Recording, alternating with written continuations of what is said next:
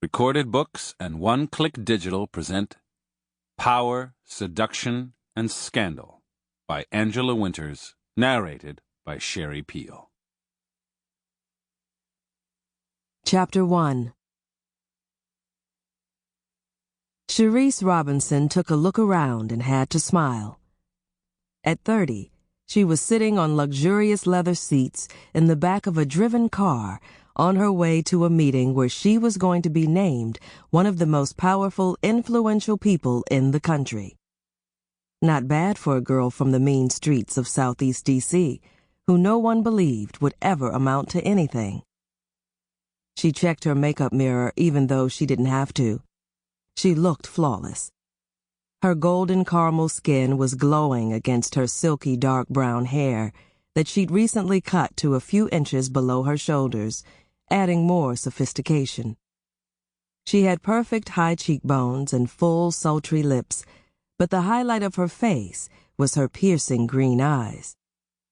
Her face and those dangerous curves framing her fit body created an image of beauty that Sherise used to her advantage. She wasn't afraid to admit that. She could make a man give her anything she wanted and make a woman concede defeat just at the sight of her.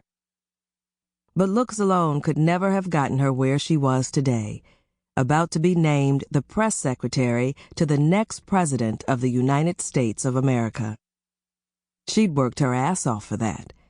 Yes, she played dirty at times to get what she wanted, and to keep it. That was just the game of power and politics in D.C. She'd learned to play it as a teenager when she'd gotten her first internship at the Department of Agriculture. She was just making copies, but she made sure to leave an impression by being faster, more organized, and more presentable than anyone else. Sherise knew what most 16-year-olds didn't. In D.C., presentation mattered more than substance. She parlayed that into a college scholarship and several jobs on Capitol Hill. Meeting and marrying an up-and-coming lobbyist didn't hurt at all. But Sherise put in the work and made a name for herself as one of the best message people in D.C. Her position in the communications department of the White House led to a job for popular Maryland Governor Jerry Northman's campaign as the Democratic candidate for president. He won the primaries, and finally, 2 weeks ago, with Sherise running his communications, he won the highest office in the land.